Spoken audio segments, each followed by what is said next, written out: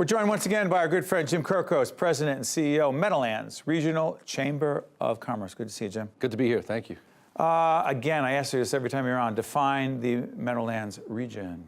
The Meadowlands region has actually grown for some time. Initially, the Meadowlands Chamber started out with the 14 municipalities that made up the Hackensack Meadowlands Development District, which was all of the wetlands in and around the sports complex. So there's 14 municipalities. But over time, that region economically and through development has grown to be about 28 or 29 municipalities. So take a picture of Hudson River, Route 17 or Passaic River, east and west, George Washington Bridge, Statue of Liberty, north and south. So we call that the greater Meadowlands region. So here's the thing. You and I have been having this conversation, along with a lot of others, as to what the challenges and the opportunities in that region are. So there's this initiative called the 2040 Foundation that was established. Fletch Kramer, some others, other business leaders up there, created this along with the Chamber to do what? And what's supposed to happen in 2040? So what we really want to do is we want to make sure that we are business planning or vision planning for a sustainable economy through the year 2040. And what we've seen— That far ahead? Well, listen, what we've seen is most public policy is driven around the next election. And we've also seen a Meadowlands Commission that was absorbed by the Sports Authority not renew their master plan. And so— back up. You got jargony on me right there. You're saying that so much of what happens in the Meadowlands area is a product of what happens with the Sports Authority. Well, the Sports Authority has now absorbed the regulatory process of the New Jersey Meadowlands Commission. Why does that matter? Well, because they are the permitting entity and the regulatory entity that drives economic development as well as environmental protection in the Meadowlands area. Why does that matter? To the average person, why does that matter? Well, it matters because in order to sustain an economy, you have to be able to responsibly develop and create jobs. Got it. And so we want to look well into the future. We believe, along with those leaders and people that have invested mightily in the Meadowlands over the years, that we need to take a snapshot. We need to look forward and say, what will it take to sustain an economy, create a great quality of life in all of those wonderful communities, one of which I live in, up there in the Meadowlands, through the year 2040. And if we don't start thinking about that future, how will we ever get there? It's kind of like a roadmap to in a business plan. So let's go through some of the key issues that the Meadowlands area— by the way, for those of you watching us in multiple states, but anywhere, particularly in New Jersey, realize what we're talking about. You want to get into New York City, and you come north from a southern part of the state, and sooner or later you get on Route 3, you're coming through the Meadowlands district. So we got traffic issues, we got congestion issues, we've got environmental sensitivities, we've got development issues, we've got opportunities. How the heck, at this point, not to mention we got competition with New York? Sure, we're next to the greatest city in the world, but the real estate in the area that you just described is amongst the most valuable in the entire country. Even today? Even today. Meadowlands properties are on fire right now. Warehouse, logistics, distribution, light manufacturing.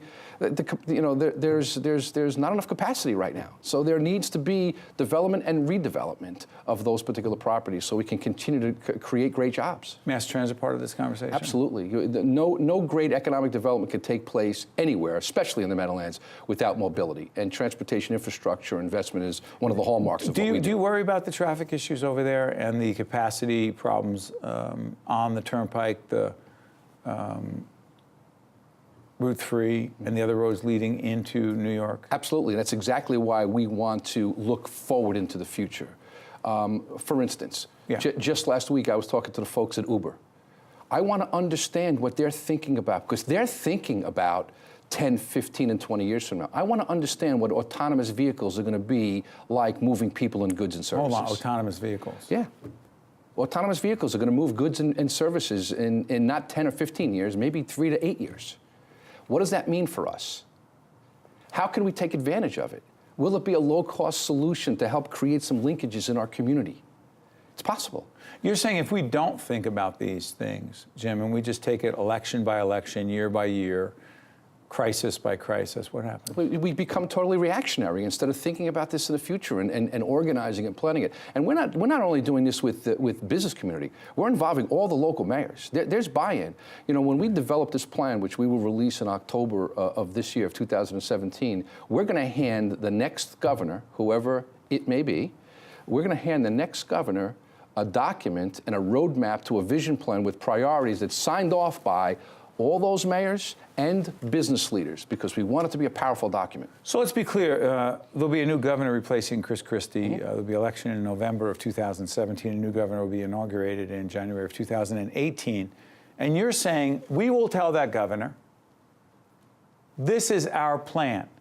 And you expect that governor to do what? Well, we're hoping that the governor and his policy people, or her policy people, will see the work that's gone into this. We're working on this for over a year, and the data that will support it, and they'll look at it and say, okay, we got ourselves a roadmap. We can buy into that. We want to help you do that. But what's the role of state government in this? Well, the role of state government is to enact it through its regulatory entities, and so while You mean the Sports and Exposition Authority? Well, sure. So when it's taken. Listen, I'm not here to beat up the Sports Authority. The Sports Authority has been a great entity, and so is the Meadowlands Commission. And now that combined entity that will govern economic development in its district. It's not two entities anymore. It's one. No, it's one entity. Correct. And so now that combined entity must be a force to leverage all that we can be in that particular region. And our job as someone that doesn't get to make the decision is to put something and put a vision in front of those people that do make the decisions and say, here's a plan, here's a vision, let's implement something. But Jim, you know, we have a cross-promotional relationship, and to disclose that, while no dollars change hands, it's been a great cross-promotional partnership, and that's wonderful. But the reality is, I would be remiss if I did not ask you, because people do wonder about it. You see that American dream project stuck, and they say, are you kidding me? 16 years? How long is this going to be going on? So you're talking about all these big picture issues, which everyone's excited about, and we see the possibilities. To many, that's an eyesore. You say, I know you're not happy with it. No, listen, I feel at times, every once in a while I'd be a liar if I didn't say I didn't feel like a little Don Quixote here.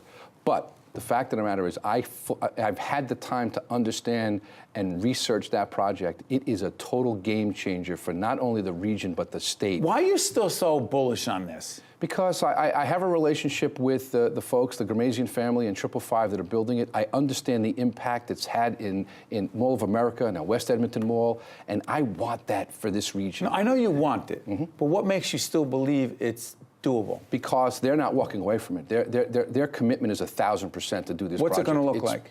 It's going to look unbelievable. It will be, listen, it will not be the eyesore. This whole project will be transformed, and it will be something that makes everybody really proud. 20,000 plus jobs just in and around that district, filling hotel rooms in the entire region. And let's talk about, let's see what filling hotel rooms. Transformational? Totally transformational in so many ways, helping businesses all throughout the region. It will not be the black hole that people fear about. It'll be an economic engine. No one is going to accuse Jim Kirkos of being a pessimist, I'll tell you that. You are the ultimate optimist, and maybe that is what's needed in the Meadowlands area. Got to keep driving. Jim Kirkos is the president and CEO of the Meadowlands Regional Chamber of Commerce, and to say once again, we have a cross-promotional relationship where we promote each other's work, and we want to thank you for doing what you're doing, and I look forward to moderating the next forum with your group. Thanks so much for having me. Stay with us, we'll be right back. The preceding program has been a production of the Caucus Educational Corporation, celebrating over 25 years of broadcast excellence. Funding for this edition of Caucus New Jersey has been provided by the New Jersey Education Association, New Jersey Council of County Colleges, New Jersey Resources, Horizon Blue Cross Blue Shield of New Jersey, New Jersey Sharing Network, Johnson & Johnson, and by the New Jersey Office of the Insurance Fraud Prosecutor. Transportation provided by Airbrook Limousine, serving the metropolitan New York, New Jersey area. Caucus New Jersey has been produced in partnership with TriStar Studios.